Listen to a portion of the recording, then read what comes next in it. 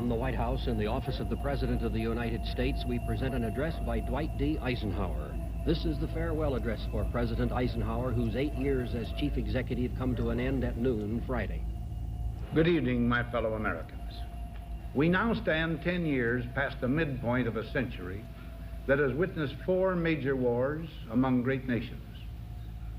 3 of these involved our own country.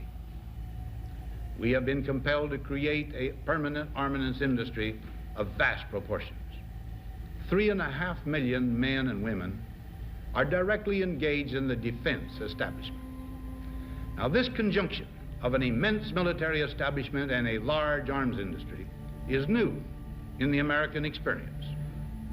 We recognize the imperative need for this development, yet we must not fail to comprehend its grave implications.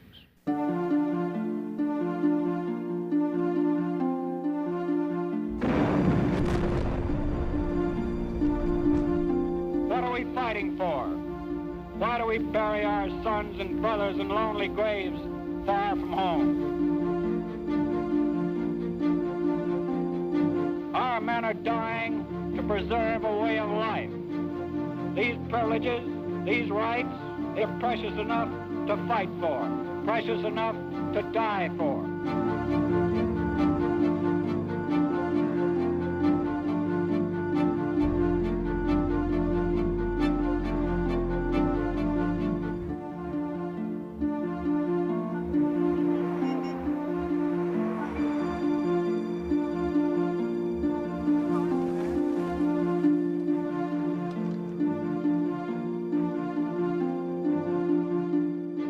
The United States is the greatest force for good in the world, and we have not an obligation to go out and fight and start wars, but to certainly do everything we can to spread democracy and freedom throughout the world. We shall pay any price, bear any burden to assure the survival and the success of liberty. What are we fighting for? Freedom. Freedom. I think we fight because it's necessary and because it's right. We're not talking simply about the price of gas. We are talking about the price of liberty. We seek neither territory nor bases. We fight for the principle of self-determination. America's strength and, yes, her military power have been a force for peace, not conquest. By keeping our military strong, by using force where we must, America is making a difference for people here and around the world. Our cause is just, and no matter how long it takes, we will defeat the enemies of freedom.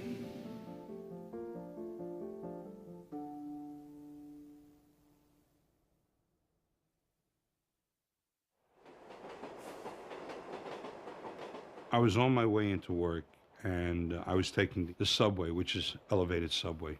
And as the subway heads to New York, there comes a point where it makes a very abrupt left-hand turn, almost a 90-degree turn.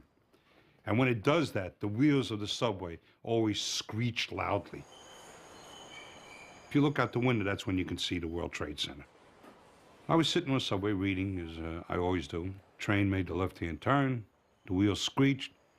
Everybody in the car jumped up and started to gasp. Oh!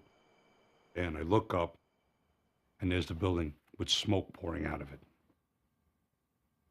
I didn't know if that was my son's building because Tower 1 and Tower 2 were in perfect symmetry. And I didn't know which tower I'm looking at. And I'm just thinking to myself, you know, how did my son get out of there? Well, I don't know how, but he got out of there. There's no two ways about that. He can't be in there because anybody who's in there is going to die.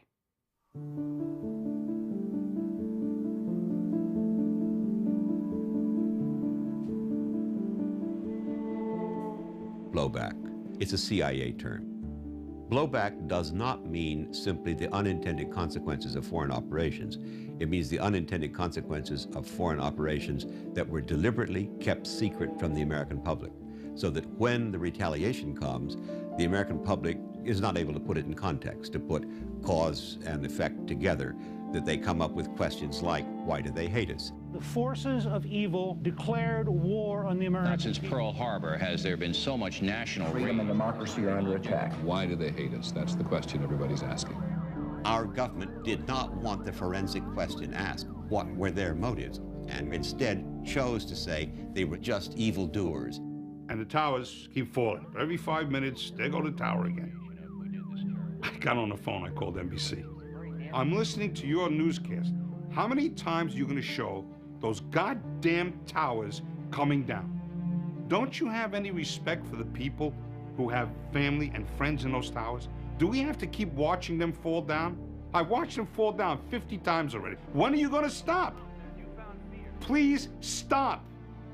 You're ripping my heart out. God gave me two of the greatest sons any parent could ever ask for. Why he took one back, I'll never know. I can hear you, the rest of the world hears you, and the people who knocked these buildings down will hear all of us soon.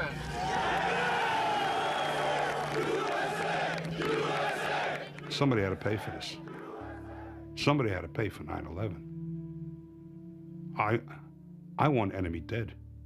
I want to see their bodies stacked up for what they did, for taking my son.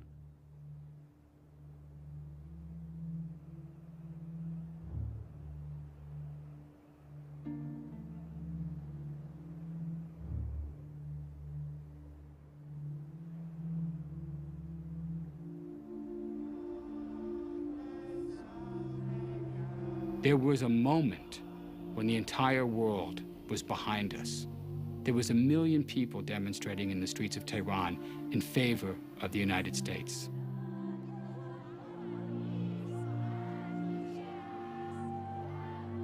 We had the world behind us. Now kids are dying. Billions are being spent every month. Animosity against the United States is stronger now than it ever has been in history. What happened here? Is it just the experience of September 11th? Or is there something else going on here? When something like this happens, you've got to take stock of this. You've got to understand what went wrong here.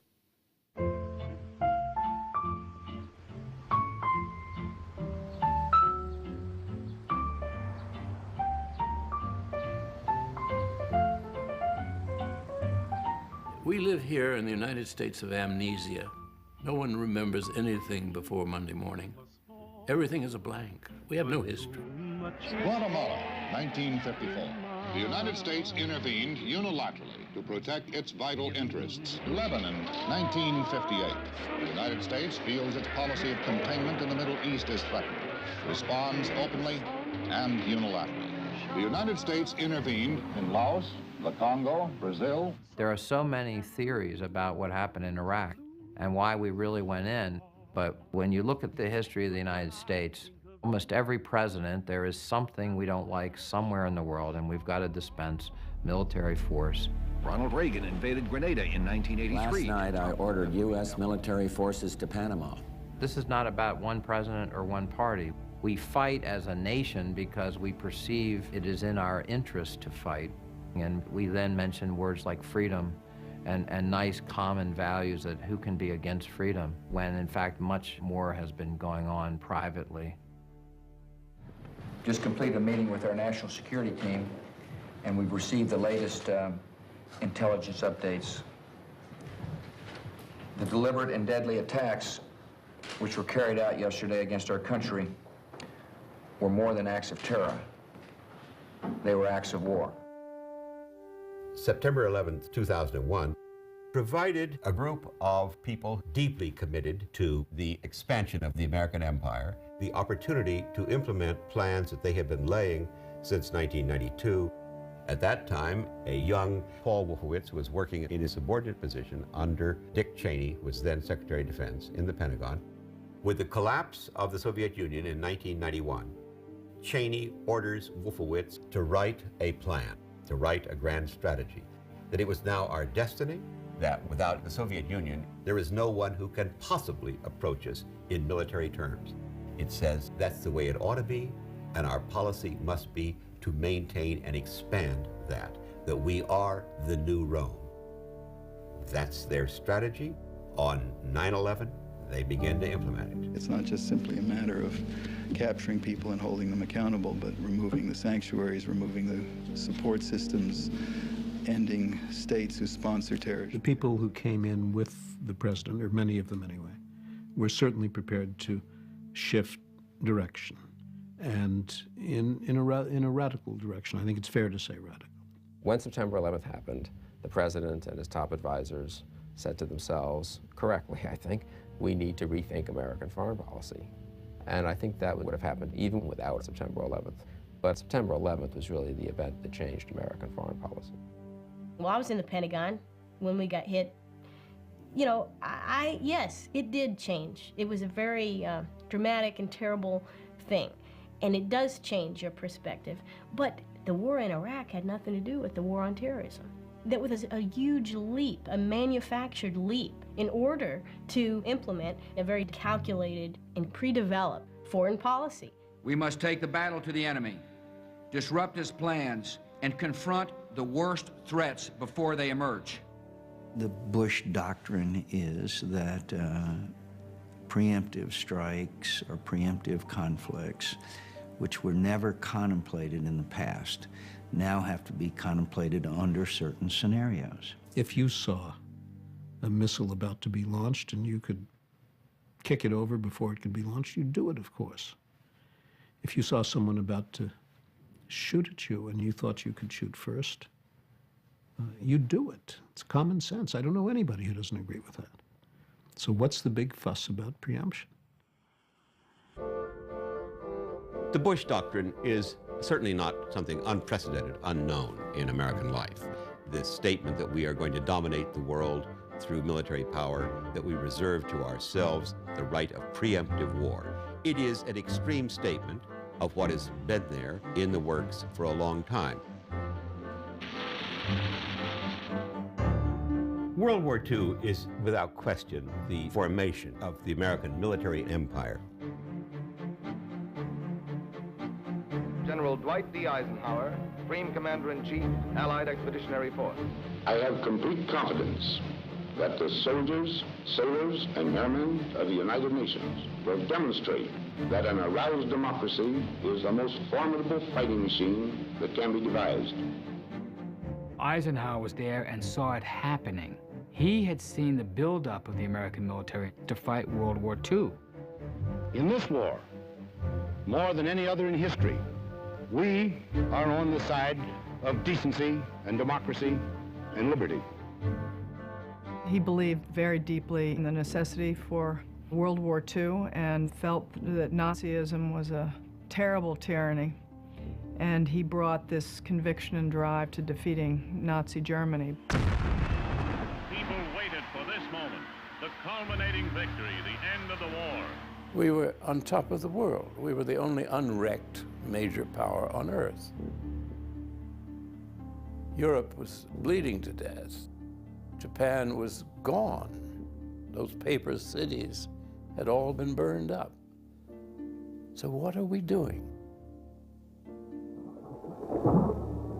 At 2:45 in the morning, August 6, 1945, Colonel Tibbets takes the Enola Gay. It is an atomic bomb.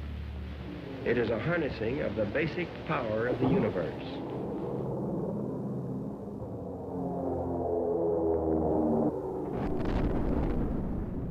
The United States bombed the Japanese city of Hiroshima on August 6, 1945, and 3 days later, they detonated another atomic bomb on the city of Nagasaki.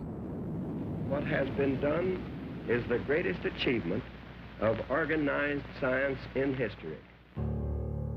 I can remember in the Pacific when the word spread that the bombs had been dropped. 99.9% of us were delighted because we'd been convinced that if Japan was not hit by nuclear weapons, 1 million of us would be killed. Drop those bombs and they will surrender. Well, they were trying to surrender all that summer, but Truman wouldn't listen because Truman wanted to drop the bombs. Why? To show off. to frighten Stalin, to change the balance of power in the world, to declare war on communism. Perhaps we were starting a preemptive world war. Eisenhower hated the dropping of them and thought it should not have been done. We just thought war was terrible enough as it was. I cannot trace evolution in my dad's thinking. He was complex. He was a five-star general, but he was never a military fanatic, never. One night in July of '45, that day, the Secretary of War had told my father about the development of the atomic weapon, atomic bomb. We were sitting up in his bedroom, and he said that his own first impression, his own emotion had been to be feeling down low. He wished we hadn't invented it. In the background was the growing conflict between two great powers to shape the post-war world. Already, an iron curtain had dropped around Poland, Hungary, Yugoslavia. You see, we had to fight communism wherever it was in the world. So a decision was made that the United States remain militarized permanently. We lack the weapons to defend ourselves. Build, prepare is the cry. Quickly, the government springs into action and initiates a gigantic rearmament program. A program designed to make America the arsenal of democracy. From that moment on, the American empire was in every corner of the earth. In Burma and Iceland. We were going to maintain dominance, not just of Europe, and not just of Japan, but of the entire globe. Oh, gee, I wish that I could be with you tonight. Gee, I wish. Oh. And gee, I know that everything will be all right. Be all right. The crickets are singing a love song. What are we fighting for? Fighting for continued freedom. That's the only way we're going to have it, I think. Why do we fight? I think that I honestly don't have an answer for it. It's the people who start the war who know what they're fighting about. I think we fight for ideals and what we believe in, so I hope that's what it is. Today, we don't have a broad-based American feeling about why we're fighting in Iraq. People's confidence in the United States is not what it was 15 years ago. It's not what it was during World War II. Yesterday, USA.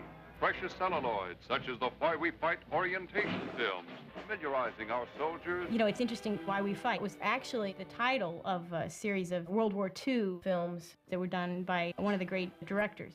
Master of the art of motion picture entertainment, Frank Capra. The Frank Capra films, even back then, were propaganda to kind of build up a war fever. Americans fighting. But given that it was during a global world war, there were a lot of reasons that Americans embraced. We're fighting for liberty, the most expensive luxury known to man. Today, if you went downtown to my local town and you asked 5 people why we're fighting in Iraq, you'd get 5 different answers. Why do we fight? I'm not quite sure, but I think it's for power and control, for greed. I'm not sure if we're fighting for the oil or not. We could be, we could not be. The government has more knowledge than I know. I think everybody has a different idea why we're there, and a lot of people think we shouldn't be. What we're seeing is a disconnection of our American foreign policy from the citizen, from the average American citizen. Why do we fight? Oh, I wish we didn't. I wish we didn't. Sometimes you have to, though.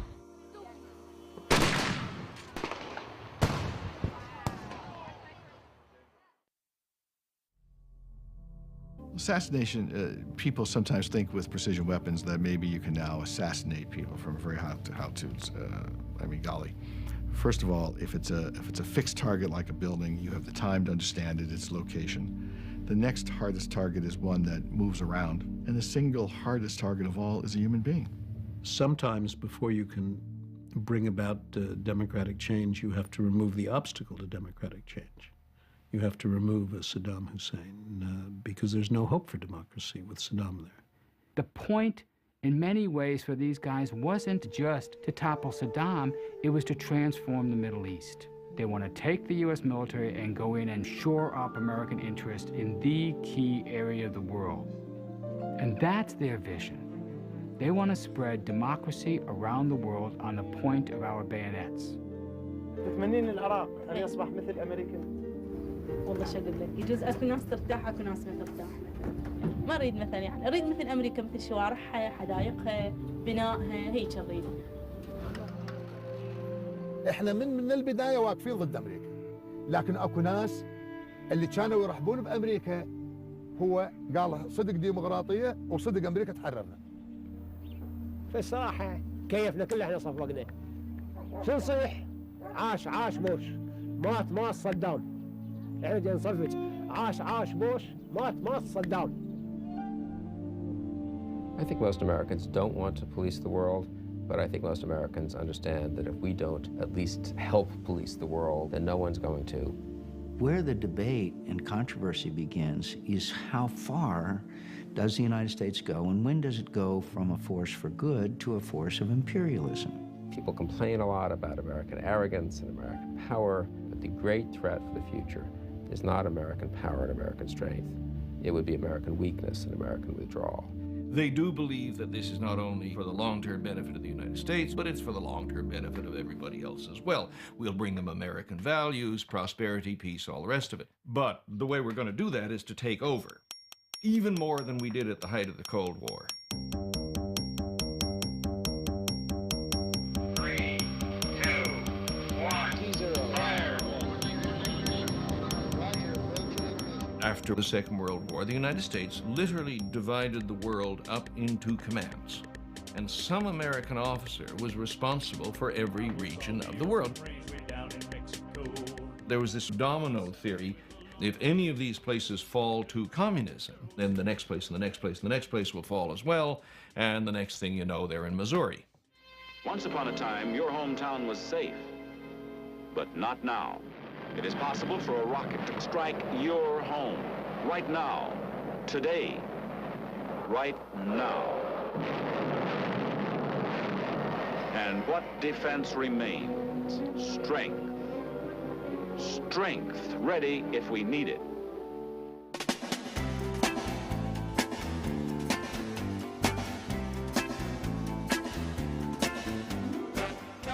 When my dad first became president, he came in at the real beginning of the thermonuclear age. I think we have to put the 1950s into perspective. We look back today and we think the 1950s was a period of Elvis Presley and poodle skirts. But in fact, it was a very dangerous period of time. Defense budgets throughout the Western world doubled or tripled in the 4 years between 48 and 52. The Soviets are outproducing America's aircraft factories. There is a threat, but we can't measure how much is enough defense spending to stop the Soviet Union. So by the time Eisenhower is president, there is a huge new flow of cash into defense industries. He was the first to acknowledge that a permanent military establishment would be required during this period, but that unless we could find some kind of breakthrough, that in fact it would end up creating a terrible cost. The cost of one modern heavy bomber is this: a modern brick school in more than 30 cities.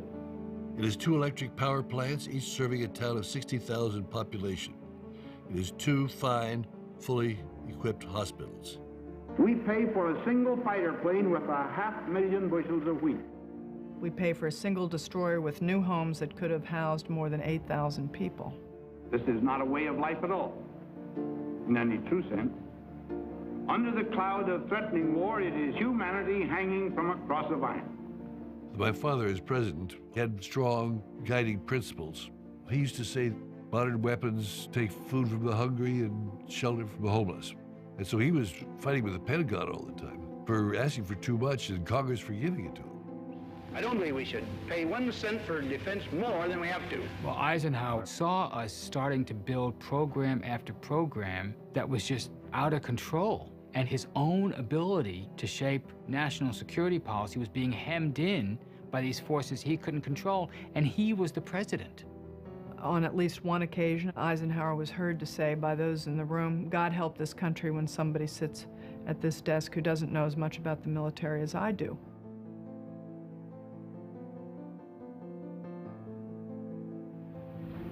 My fellow Americans, this evening I come to you with a message of leave-taking and farewell, and to share a few final thoughts with you, my countrymen. We have been compelled to create a permanent armaments industry of vast proportions. 3.5 million men and women are directly engaged in the defense establishment. The total influence, economic, political, even spiritual, is felt in every city, every state house, every office of the federal government. We recognize the imperative need for this development, yet we must not fail to comprehend its grave implications. In the councils of government, we must guard against the acquisition of unwarranted influence, whether sought or unsought, by the military-industrial complex. The potential for the disastrous rise of misplaced power exists and will persist.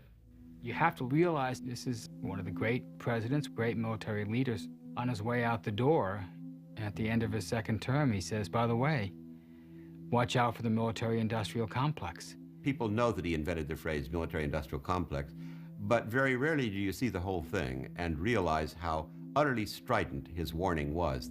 I think it's one of the most profound statements ever made by an American president. Just like George Washington gave his warnings about foreign entanglements and things like that, my dad was giving his warning against letting this military-industrial complex get out of hand. We must never let the weight of this combination endanger our liberties or democratic processes.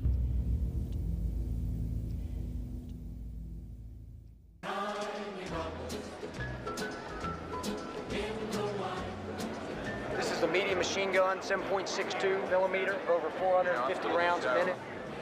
So I'm here to see the hit-to-kill technology. I don't know if you're familiar with it, but it's a missile that goes up and shoots tactical ballistic missiles out of the sky. These are my two daughters. President Eisenhower's concern about the military-industrial complex, his words have unfortunately come true.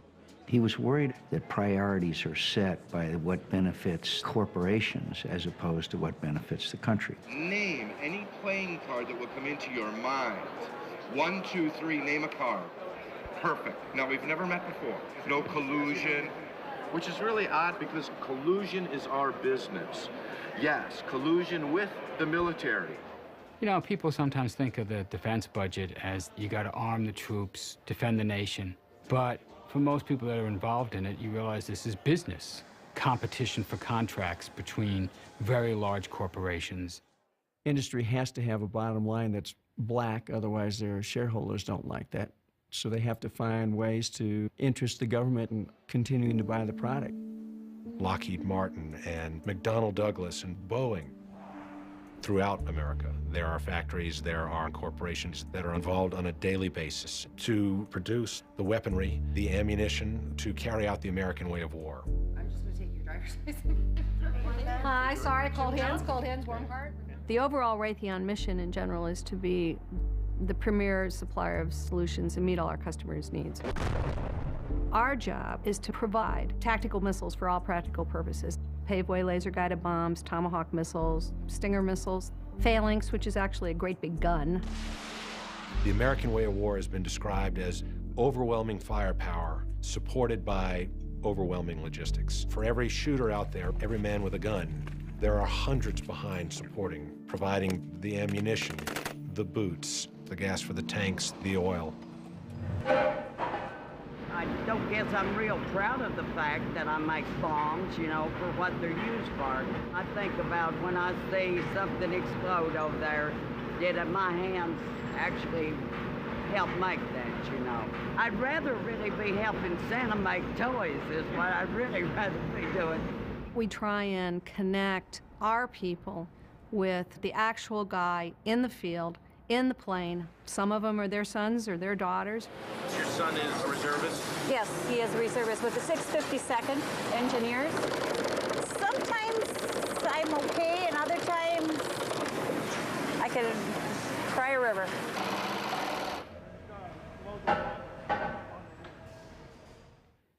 You wrap the flag around every weapon system. Every weapon system is supposed to be for the troops, give the soldier the tools they need.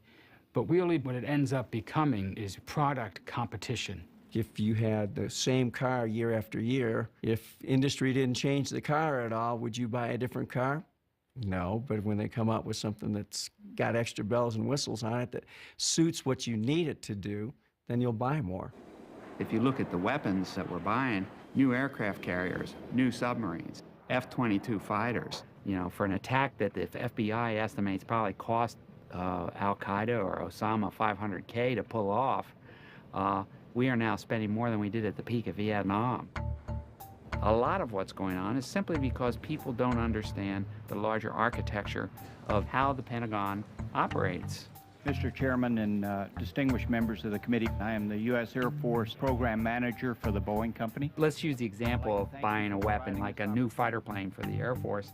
The action usually starts in the Pentagon, maybe at the contractor's initiative, but essentially everybody's working together. The KC-767A can carry up to 190 troops. Basically what you do is you come in and you lowball the initial estimate. The actual then-year cost is about half that estimate. You overpromise what it's going to do, and you underestimate the kind of burdens it's going to impose. We separately met with the companies, and both proposals are very good. Once the Air Force buys off on it, then you start flooding money to as many congressional districts as possible, as quickly as possible. The B-2 bomber has a piece of it made in every single state to make sure that if you ever tried to phase that project out, you will get howls from among the most liberal members of Congress. I believe in this military. I am urging the Senate to support this bill.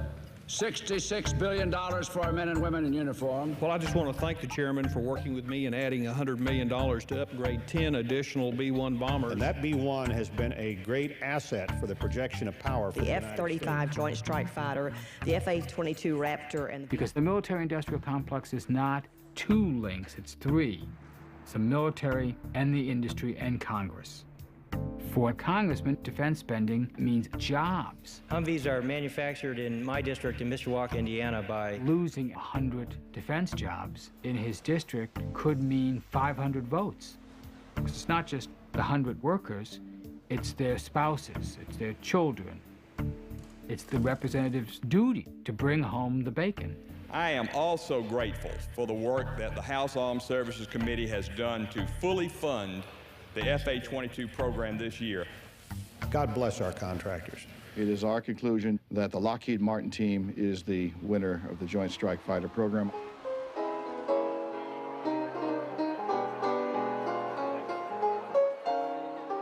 We have a snapshot in time after September 11th where at least 71 companies that we were able to identify are starting to get contracts to go in Afghanistan and Iraq.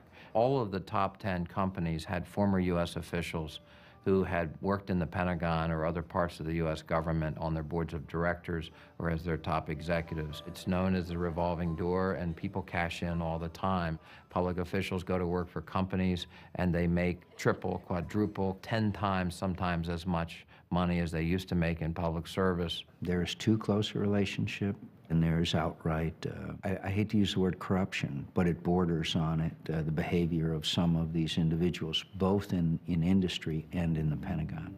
The #1 recipient of contracts was Vice President Cheney's former company, Halliburton, and its subsidiary, Kellogg Brown & Root. KBR. We're the Army's contractor on the battlefield. Currently 65,000 KBR people around the world assisting the troops.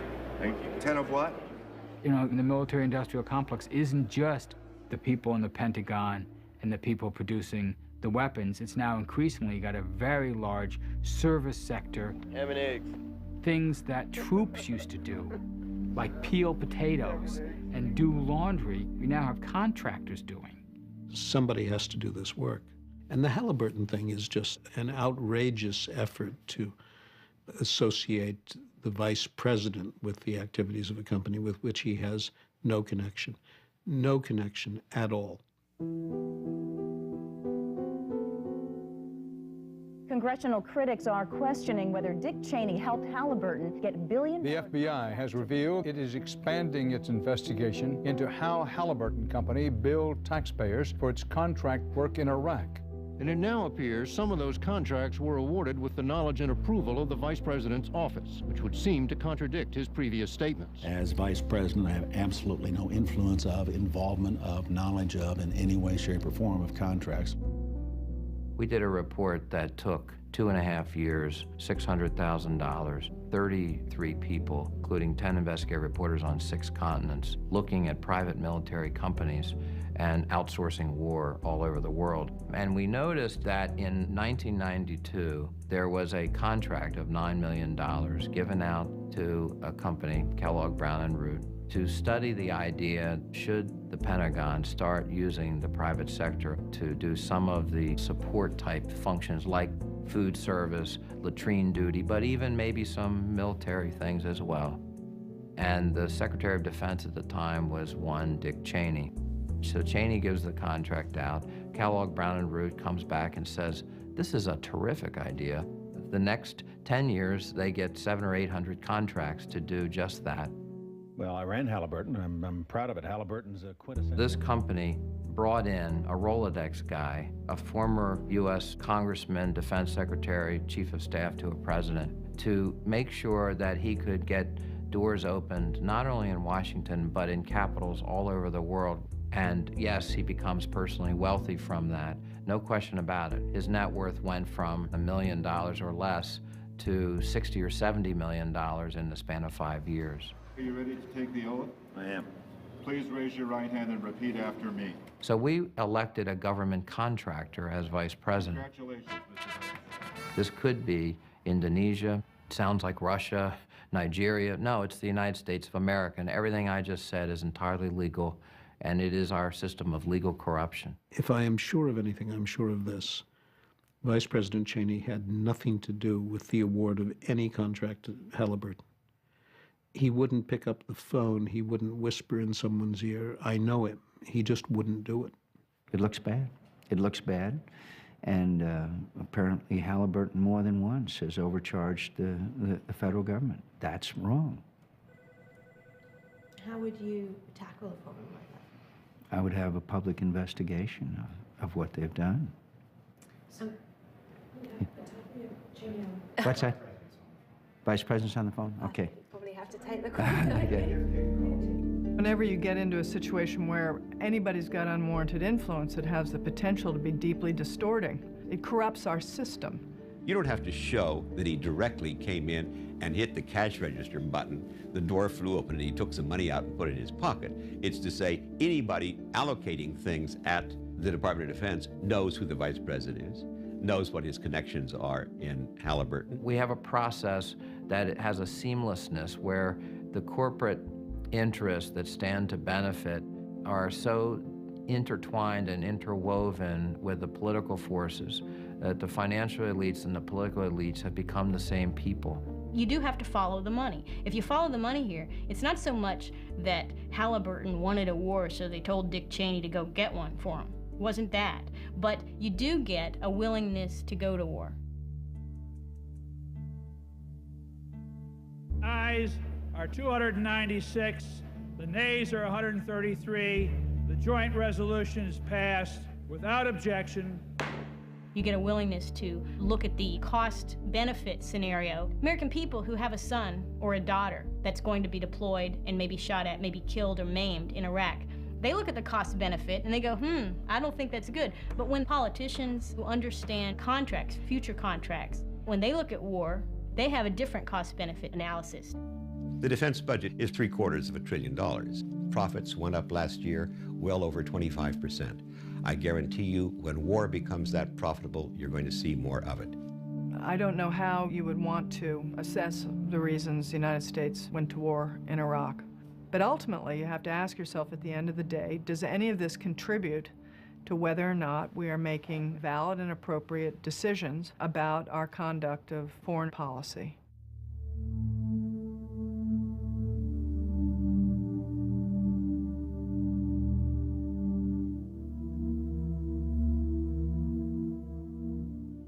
From the American people. I grew up knowing that should the situation arise, you were expected to answer the call when your country made the call. There was no such thing as, well, I wonder if my country's right. Is anybody lying to me about this? You don't grow up thinking that. You grow up saying, if the bugle calls, you go. Well, as time went on and we found out, well, this whole Gulf of Tonkin thing was BS and nobody was really attacked. So you say to yourself, you know what? That's really crap, man. Why did somebody lie to us? There was no need to lie. We have been lied to in every military escapade, frankly, over the last 50 or 60 years, without exception. There's no better example, probably, than Vietnam, where you had the President of the United States and the top generals in the Pentagon out and out lying about the Gulf of Tonkin incident and got us into the war, about the casualties, about how the war was going. Anyone who has ever looked closely at the Vietnam War can see that the public and the media were manipulated substantially. We don't like to think of ourselves as a militant nation, but we are in fact an incredibly militant and militaristic nation. It's not a view of ourselves that we want to carry around, but the fact is we are. If the president and the military-industrial complex, the defense establishment, if they all have decided that suddenly there's a problem somewhere, we need to drop some bombs or even put land forces somewhere in some country, this is a ritual that we have been seeing for decades.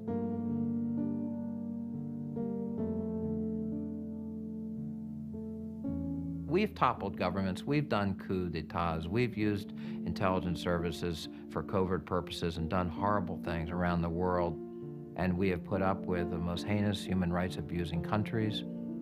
We have propped them up, we've even trained them how to commit human rights abuses. Today's demon was yesterday's friend, all in the name of either the Cold War or for commercial reasons.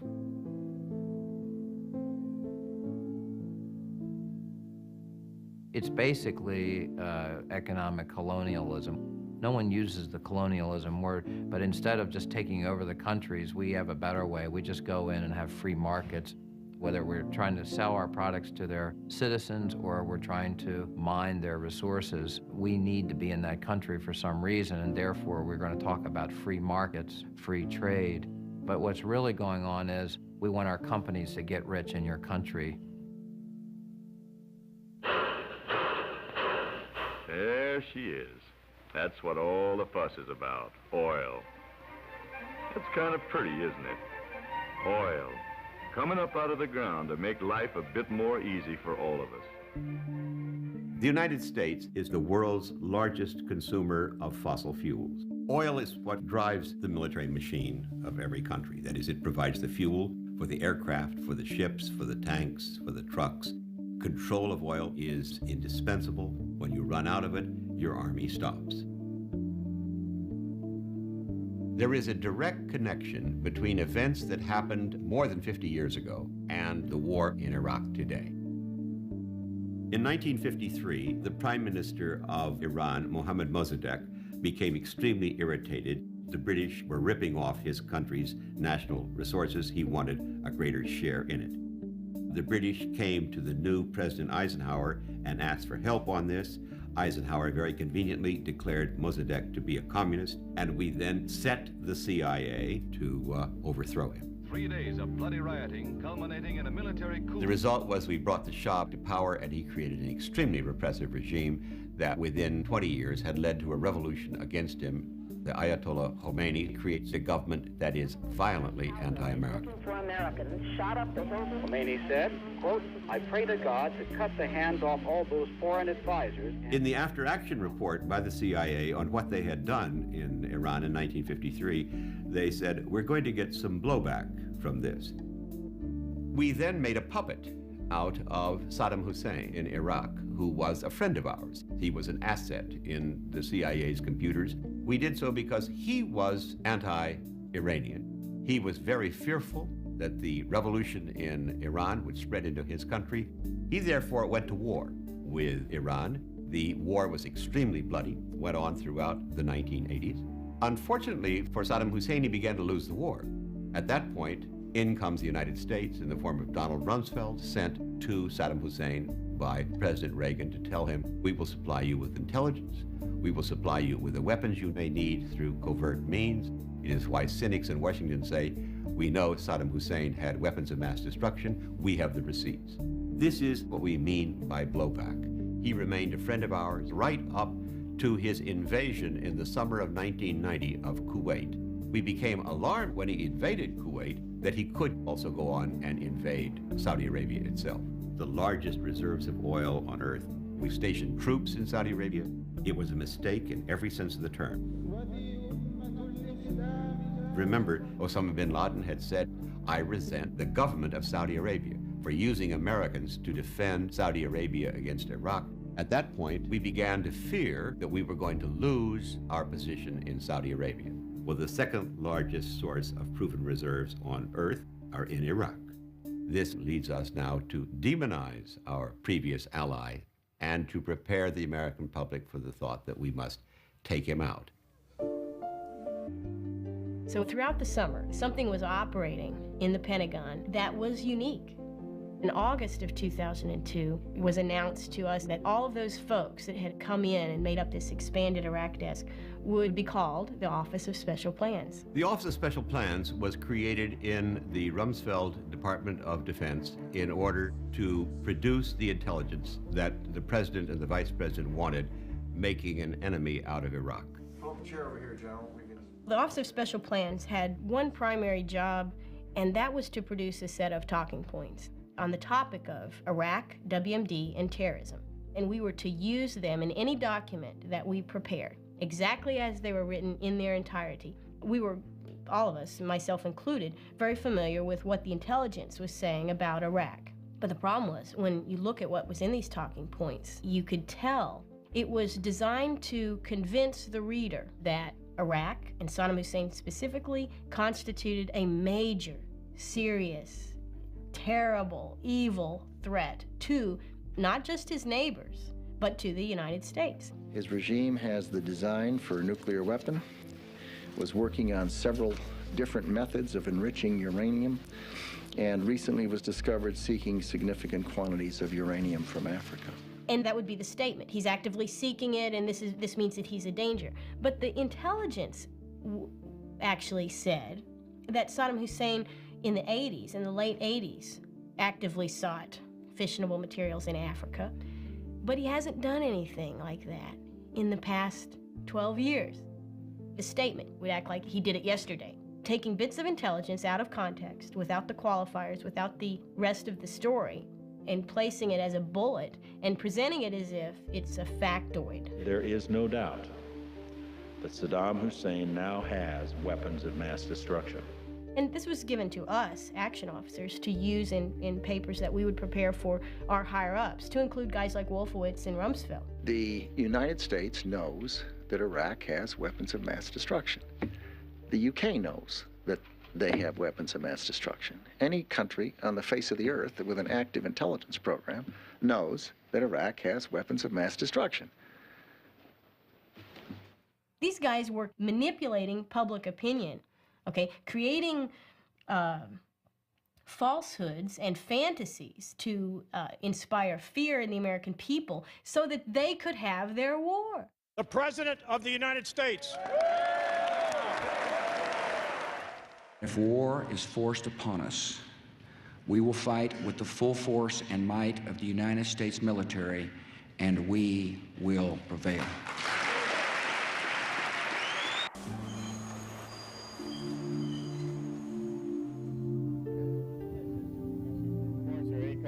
President of California.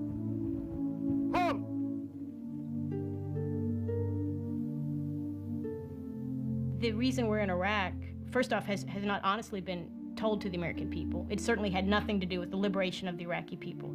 It was never part of the agenda, and it's not part of the agenda now. We know we did not have an exit strategy in the invasion of Iraq because we didn't intend to leave.